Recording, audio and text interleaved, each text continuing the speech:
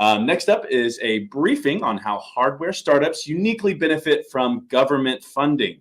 Our panelists will help us gain an understanding of how non-dilutive capital can actually surpass the value of private investment when driving hardware innovation with national security applications. So on our esteemed panel for this time, we have Tex Schenken, who is the director at the National Security Innovation Capital, as well as Abigail Desjardins, who is the Acceleration Portfolio Director at NSIN. And finally, joining me in the room today, streaming with me, is Mr. Rich Julian, the Public Sector VC and Startups Lead for National Security and Space at Amazon Web Services. Now I'm going to move out of the way and let them take it away. Thank you so much. Welcome, guys. So let's talk a little bit today about the hardware innovation conundrum for investors. So hardware, the time to develop it is time consuming. You have to design, build, test again, rinse and repeat until you get things right. You face more regulatory controls than other types of developments. And that goes double for the defense domain. You have multiple dependencies from your raw materials to components, and you have your supply chain in and your supply chain out. It's very capital intensive, not just capital, but upfront capital. And as you heard already, let's not forget what capital you take is important. Because of this, the hardware market tends to be dominated by established players, especially in the defense community. The conundrum to that is that innovation is being driven by smaller players. Their risk appetite is far higher. They're able to rapidly pivot and shift. They embrace capabilities early, whether you're talking about emerging methods, 3D printing, additives, composites, extrusion, you name it, or to leverage new technologies like cloud, modeling and simulation, AI/ML, industrial IoT, and automation.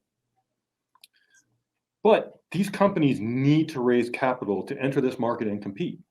So how do we ensure that they have access to trusted capital? This is a key problem we have to do. And it's a national security imperative that we leverage them, not just for the US government and the defense components, but for the defense industrial base partners too. How do we do this? Luckily enough, Tex here is going to be able to talk us through how we can take some of the investment in the National Security Innovation Capital to help get things started and get the ball rolling, which is obviously the key part when getting into the Defense Department. And then Abby's going to talk a little bit about how we are engaging with these innovative companies and bringing them and helping them understand the challenges faced by our mission customers. With that, I'd like to toss over to Tex and Abby to introduce yourselves and tell us a little bit about what you're doing today. Great. Thanks, Rich. Glad to be here with everybody. I wish I could be with you in person in Austin, Texas, my hometown, but we'll have to make do with this virtual stage. I'm going to give you just a very brief perspective on how NSIC and NSIN and DIU, if you were in the previous discussion, fit together. And then I'll talk a little bit more about National Security Innovation Capital. So there are really three components to DIU, and this shows you conceptually what we focus on, although these lines are a little bit blurred and fuzzy. The core DIU activities start really with a DoD customer in mind, someone who has a problem that they're trying to solve, looking for a commercial solution, and then DIU goes out to the commercial world, to the startup world in particular, to find solutions that may fit. On the other end of the spectrum is National Security Innovation Network, which you may know best through Hacking for Defense. Abby will talk a lot more about the programs there, but really working very upstream with brand new startups, with academics, with students, getting them engaged in working with the Defense Department.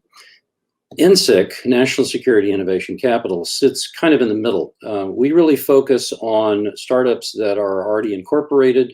They are at very, very early stages in their development to the point where they are about to produce product in volume, but have not yet shipped any products. So that's where we fit. We're all part of the same organizational entity within the Department of Defense. So let me talk a little bit more just about National Security Innovation Capital. We're a new initiative that we just got authorized in 2019 and got our first appropriation in this fiscal year 21. We focus exclusively on hardware startups, and we are really working on enabling dual-use hardware startups to make progress in their product development by addressing the shortfall of this private investment from trusted sources. And I'll talk a little bit more about that in a moment. So our mission is to accelerate the development of dual-use hardware technologies that are critical to both national security and economic competitiveness. And I want to keep emphasizing that our program evaluates companies on the basis of the potential for success in commercial markets as well as in defense applications. And eventually what we hope to have accomplished is to really help stimulate a lot more companies that provide products and services to national security and national competitiveness. So we're focused on hardware technologies, dual use applications, and on addressing problems that companies face in getting trusted, timely capital. This has been a big problem in that, as Rich mentioned, hardware is hard, hardware is risky, the technology takes longer to develop and a lot more money, and that's not as attractive to the private venture capital markets. So VCs, while there are private VCs that do put money into hardware, there aren't anywhere near as many as there used to be, and the dollar flow as a percentage is much lower, and in particular at the earliest stages.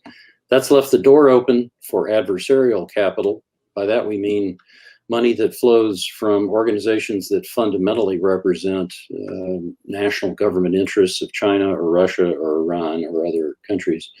And the net result of that is the startup company that takes that money often just simply has their IP stripped out of them and they get run into the ground. So we try to step in for selected hardware startups, provide them with funding in the form of prototype development contracts. This is under other transaction authority.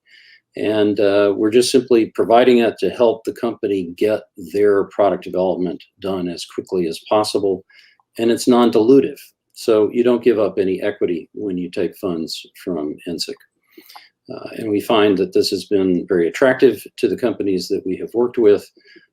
And we're looking to continue what we've started this year. This is a list of the technologies, the broad areas of interest that we're engaged in.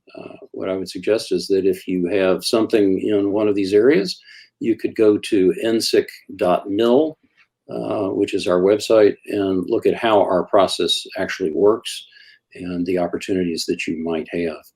Just briefly about me, I come to this not as someone who has spent a career in the US government. I spent 30 years in Silicon Valley doing hardware and software systems for companies ranging from Fortune 100 to startups. So I come at this with a very strong interest in the well-being of our portfolio companies, emphasizing their success on the commercial side, and then trying to identify how this will be applicable in defense uses. So with that, I think what I'll do is turn it over to you, Abby, and I'll try to run the slideshow here on your behalf. Thank you, Tex. And thanks, Rich, for the great opening comments. Tex, if you can go to the next slide for me. So as mentioned, I am the Acceleration Portfolio Director here at NSIN. For those of you unfamiliar with NSIN, our mission is to bring networks of innovators and problem solvers to generate new solutions to national security problems. This is based on a fundamental belief and assumption that we're in a complex, rapidly advancing world, and the rate of change within the Department of Defense is no longer keeping pace with the adversaries. We believe that if we, the Department of Defense, want to maintain resilience, leverage emerging technologies, and solve problems differently, then we need to incorporate new problem solvers. Thus, all of our activities at NSIN are focused on tapping into communities of problem solvers who have typically been out of reach by the department. We sit at that nexus between the Department of Defense, academia, and the venture community. And as you can see by the graphic on the right-hand side of the slide, we are geographically dispersed. We have 11 regions across the United States with headquarters here in Arlington, Virginia. Next slide. We have the regional network team, as I mentioned, that's in the 11 regions. Each region has a regional director who is responsible for understanding the ecosystem of the entire region. And then each of the regions have a subset of folks called university program directors who are responsible for developing out the regional ecosystems. We currently have 17 university program directors, although we have relationships with an additional 30 plus universities across the United States. On the other side of the house, we have the program team from which I sit. We have 3 portfolios. We have the National Service Portfolio, which creates pathways to inject new talent into the Department of Defense. We have the Collaboration Portfolio, where Hacking for Defense sits, which is really about integrating new communities of problem solvers. And then within the Acceleration Portfolio, we work with, and in some cases develop, dual-use early-stage ventures to address capability gaps within the Department of Defense. Next slide, please. Across all 3 portfolios, our programming spans the technology readiness level. As you can see, we have quite a few programs. Those that fall within the Acceleration Portfolio are marked in red. I will not go into detail on these programs as NSIN is actually sponsoring the day tomorrow. So there's a bunch of tracks where you can get more information on some of our programs and some of our portfolios. But as you can see, the bulk of our programming really sits within that 4 to 6 TRL, ultimately with the goal of helping to advance solutions to a point where the Department of Defense can leverage them, along with helping to change the way the Department of Defense ideates on problems and thinks about new ways of doing business. Next slide, please. So what has our result been to date? In the past 3 years, although we have been in existence for almost 5, October 14th will be our 5th year anniversary. We have helped over almost 670 DoD organizations solve 753 problems, generating over 1,000 unique solutions. Of those problems, roughly 30% of them require a hardware-based solution, and that is probably low. But I did want to call that out as something that may be of interest to this particular group of folks dialing in today. I won't go into all the detail here on this slide, but as you can see, we've had some pretty significant impact just in the last 3 years of the data collection here represented in this graphic. Next slide, please. So what about specifically the Acceleration Portfolio? So for the last fiscal year of FY21, which we just have a few days left of the fiscal year, 40% of the teams and ventures that we have worked with have a hardware-based solution. We have a variety of solutions that emerged over the last year. Some of them came out of technology from Department of Defense labs. Some of them came from Hacking for Defense teams that then matured into ventures. But all of them received curriculum educating them on how to do business with the Department of Defense and various compliance issues that they may encounter as they try to do business with the department. It's really critical in our pathway to engage with these teams because they are at a pivotal time in their maturation and solution development. They sit at this nexus of making decisions between the speed and cost of the development of their solution and the security of their supply chain. And we saw this firsthand with one of the teams that we worked with as part of one of our academic accelerator programs. They had to make a very hard decision to not accept government funding to help advance the state of their solution because it was going to require a modification to their configuration of their system to allow them to use a US-based foundry. That was just going to take too much time, and in the best interest of their venture, they made a decision to pivot away from that as a potential and to instead go with a non-US based foundry. And this is something that is super important, but it is critical that the role that NSIN plays in helping them to understand the deliberative choice that they are making, and also help the Department of Defense understand where those critical gaps are in the US supply chain so that we could potentially invest in companies to help fill those gaps. I believe those are all my talking points that I have. The next slide just has my contact information. If you have any questions, you can reach out to me. But I will also tell you, if you are interested in reaching out to your regional contact, we have a fantastic page on our website. It's listed there. It's Our Regions. It has the breakdown of who the representatives are from the regional network team for your particular region, along with their contact information. So they are a very awesome first point of contact for NSIN, but I'm also happy to take any questions or any directs to me. Thank you very much. Great. And then I can do a quick public service announcement. Do tune in tomorrow for the NSIN track and hear more specifically about NSIN and how they're going about doing what they're doing. Well, thank you both. So Tex, this is a really fantastic offering that NSIC is bringing to bear in a critical area that's spanning that gap and trying to draw the interest from the venture investors to help them get the hardware companies get into there. Can you give us some examples of investments and activities that you guys have done to date?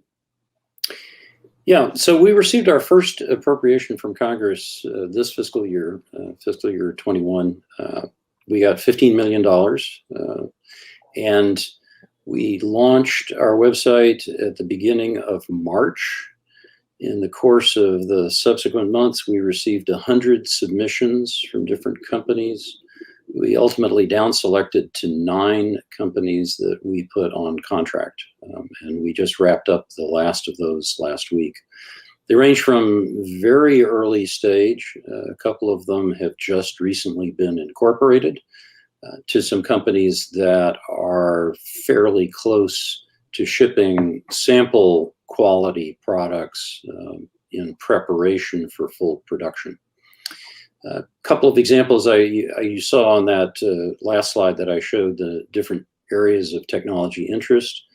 So in one case, we have helped to fund a company that's developing a quantum-based antenna.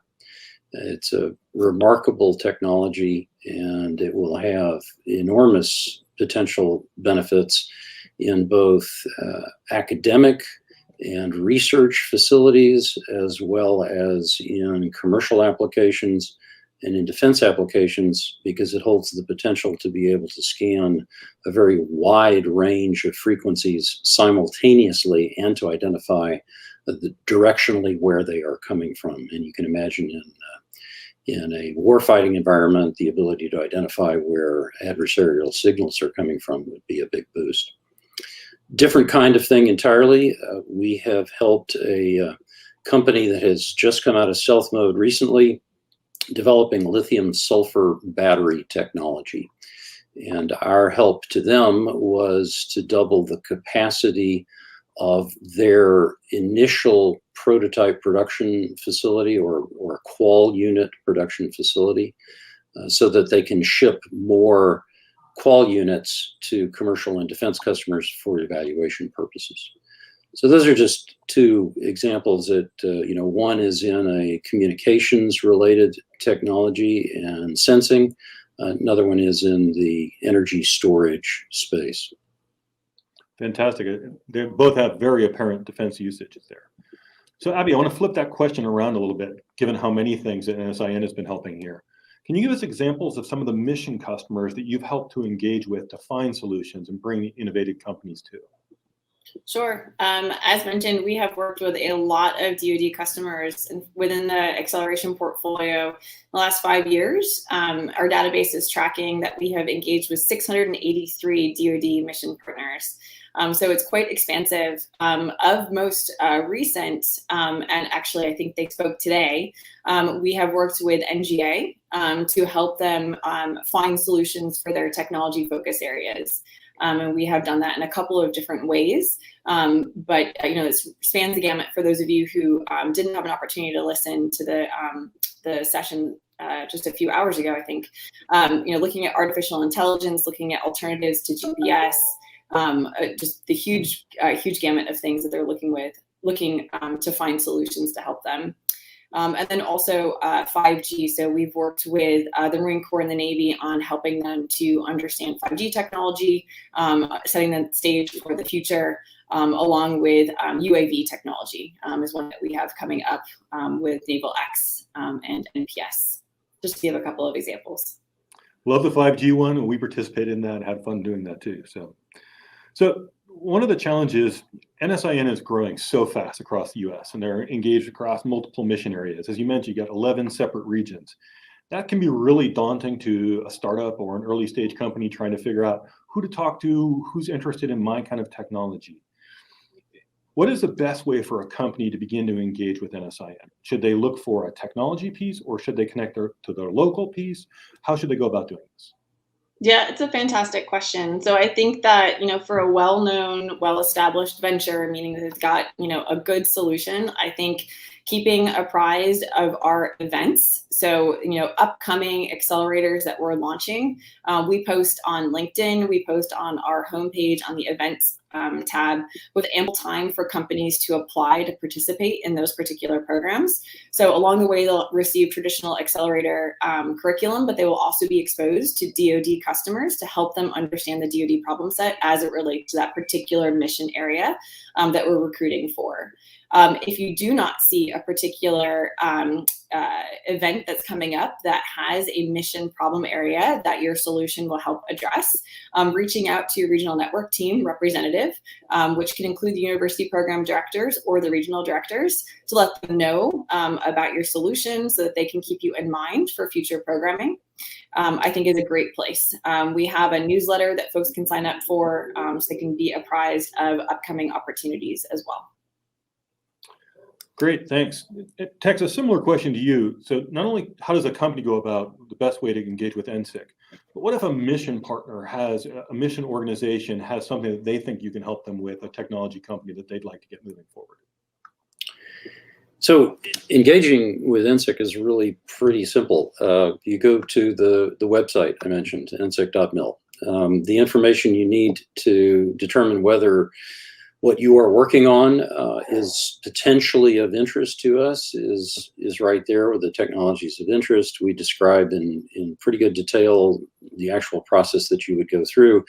And what you submit to us is basically the kind of pitch deck that you would submit to a venture capital firm.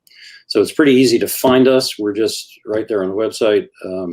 Our office is in Mountain View, but like so many people, where we're located physically doesn't really matter right now, and probably won't matter that much in the future. We're accessible to anybody, anywhere, most anytime during working hours in the US. So it's pretty straightforward. You do need to have, when you submit to us, a pretty clear idea of where you think there is a defense application for your technology. That's something that you've already needed to have thought about, in addition to the commercial markets that you intend to go after. And you really need to have a clear sense of what the value proposition is. Why would this be important in the commercial market you're targeting? Why would this be of benefit to the Defense Department? We're typically focused on companies that are early stage enough that they aren't likely to be on the radar screen of a DoD component. What we try to do at NSIC is to understand what the services, the combatant commands, R&E, the organization that we sit inside of at DoD, what those technology priorities are, what the broad issues are that they're trying to solve over a period of probably the next 5 years. And then we try to, through our process, find the companies that are developing those technologies and help them get to the point where those technologies are matured or those products are matured and they will be relevant to a service or a combatant command at that time. So we're a little different. We don't typically start with an explicit, narrowly defined problem within DoD, but we are in effect trying to shoot ahead of the bird a bit here and make sure that there's something available to the Defense Department when they can use it and when they need it. So perhaps if there was a startup that had a customer that was interested in it, I could just get an endorsement or some kind of reference that would come in with it, my submission to you? So we love it if there's already indication of defense interest from either, for example, and we haven't really talked about this in this panel, but the SBIR program. The military runs lots of SBIR award processes, and we take that as a sign if a company has received a phase 1 or a phase 2 that that's a signal of at least some interest. And then we also talk with our counterparts in the innovation ecosystem within DoD, for example, in AFWorks or NavalX, to understand companies that they may have run across that are too early stage for them but look pretty interesting. and they say, you might want to take a look at this, and we'll do that on our own path. We do a lot of networking efforts, just like a venture firm would, in order to try to find companies in those technologies of interest that might fit our profile. Great. So Abby, we actually have an audience question that came in for you. So what are the different compliance frameworks are most important in the cybersecurity realm or for NSIN? So if I'm a startup that's trying to get into this space, what should I be thinking about before I start approaching NSIN? Yeah, that's a great question. I think that it depends upon the DoD mission partner that we're working with. Each DoD mission partner has a different set of network restrictions and a different authority to operate process. I think that as you're writing your software, it's really difficult to understand within the Department of Defense what those processes look like and how to ensure that your code will be compliant. And so I think that as you are embarking down that path, getting engaged with a dual-use accelerator program to help you understand and navigate the specific requirements of the DoD mission partner that you would like to work with. Okay. And Tex, we've heard a lot of this year about the Trusted Capital Program and the Trusted Capital Marketplace. How is NSIC different than this, and how do you partner, collaborate, or how do you integrate with that whole process? So Trusted Capital Markets, TCM, fundamentally was about trying to put together to create a marketplace, if you will, of companies, startup companies and investors that have been vetted to ensure that they can be trusted, that they are not adversarial, either on the company side or on the investor side. So it's a process that they put companies through and investors to check backgrounds, if you will, and make sure that this is from sources that we're comfortable with, and that the key technical members of the startup company are people that we can feel good about. And then this is a place for those companies and investors to connect. NSIC is really an investor, if you will. We're a funder. I like people to understand that we look like a venture capital firm, but technically what we do is we provide prototype development contracts, but we actually provide dollars to put into startup companies, which is different from TCM, which is more kind of a clearinghouse and a meeting place. Well, great. I want to thank you guys very much for doing this. I really appreciate it. It's great to hear more about NSIC as you guys are really getting up to speed now. It's wonderful to hear some of the investments you guys are making. And of course, Abby, it's always great to hear that how NSIN is progressing now into actually managing and delivering portfolio results, not just exploring, but really trying to drive things into the defense market. Thank you both for being in here, and we really appreciate you joining us here at the Supernova.